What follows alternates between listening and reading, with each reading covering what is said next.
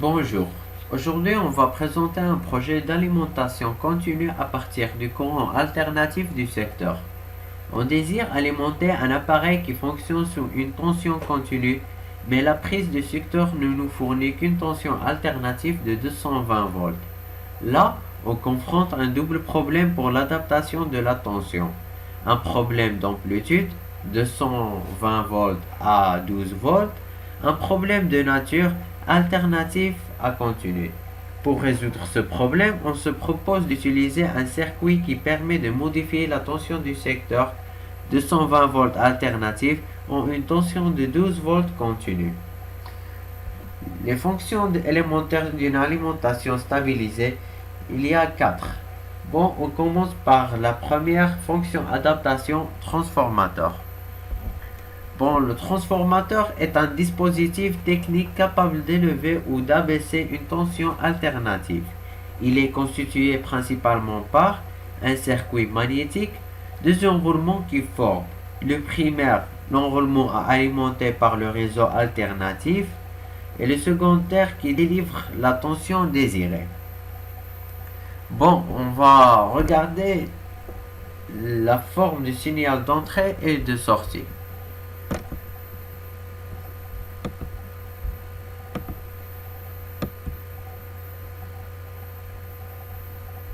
Voilà VP1.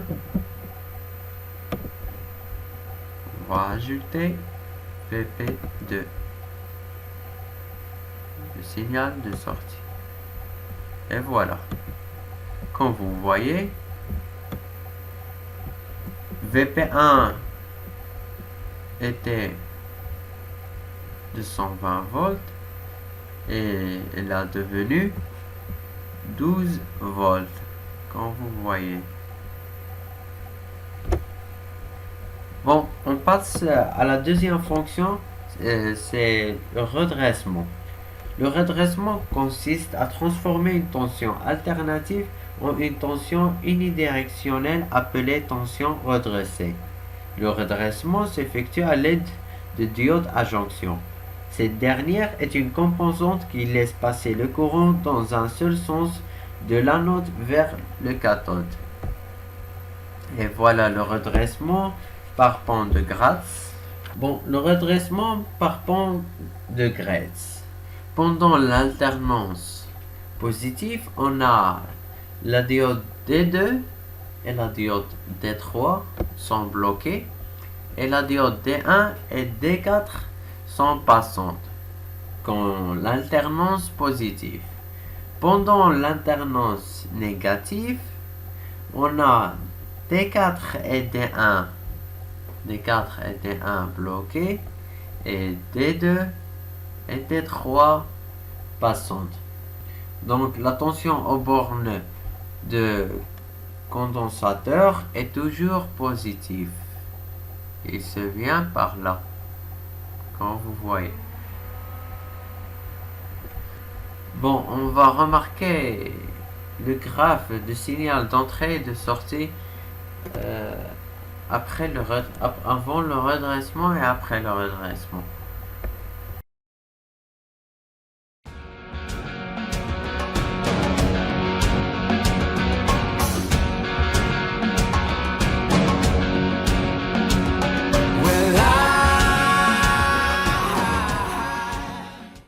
Voilà. Bon, on va commencer la simulation. VP2, c'est le courant alternatif de 12 volts.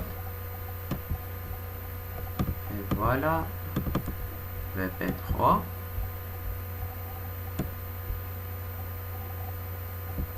Et comme vous voyez, il reste seulement la tension positive. Bon, on passe maintenant à la troisième fonction, c'est la fonction filtrage. Le filtrage transforme une tension redressée en une tension aussi constante que possible. Le composant technique de filtrage le plus facile à mettre en œuvre est un condensateur branché aux bornes de la charge. Le condensateur est un réservoir à charge électrique La caractéristique essentielle d'un condensateur comme celle d'un réservoir et sa capacité c'est, il s'exprime en farad. Bon, on va voir la forme du signal d'entrée et de sortie après le condensateur et avant le condensateur. Bon, on va voir la forme du signal d'entrée et de sortie avant d'ajouter le condensateur et après. Bon, avant, comme vous voyez, celle-là. Voilà, c'est VP3. Comme vous voyez, la tension alternative est seulement positive. Il n'y a pas... Voilà. Après qu'on ajoute le condensateur, on ajoute un condensateur. Voilà un condensateur.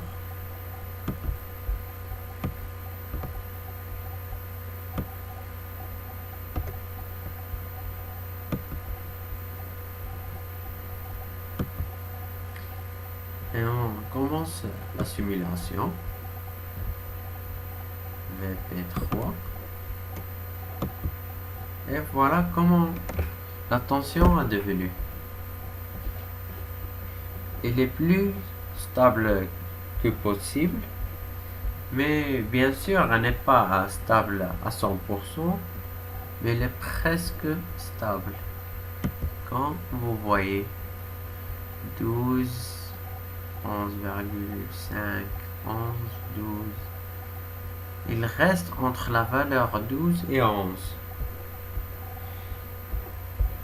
MB, la valeur du condensateur, influe sur la nature de la tension de sortie.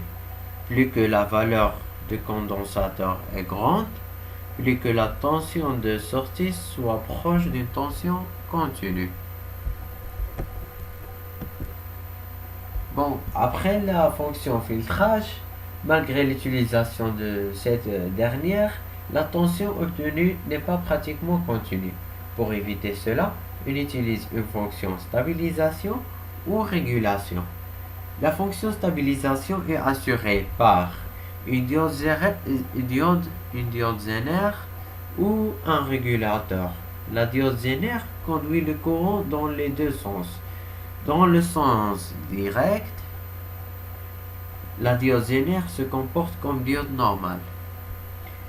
Et dans le sens inverse, voilà le sens inverse, ici.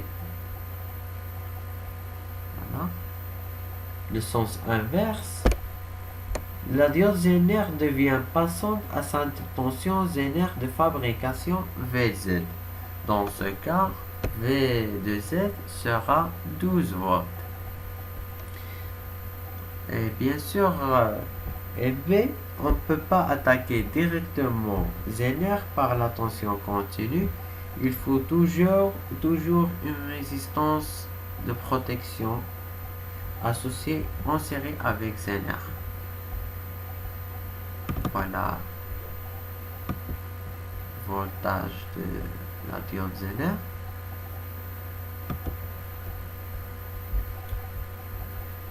Et on va voir la forme du signal d'entrée et de sortie. Bon, le signal d'entrée ici était comme celui-là exactement. Voilà comment il était.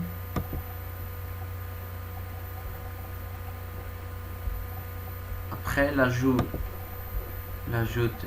de la diode Zener, et on remarque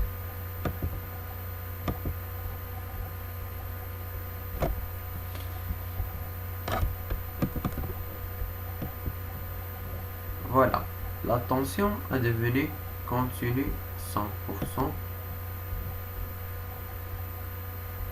est stable à 100%.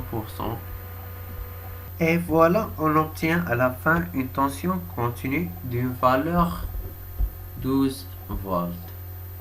Et merci de votre attention.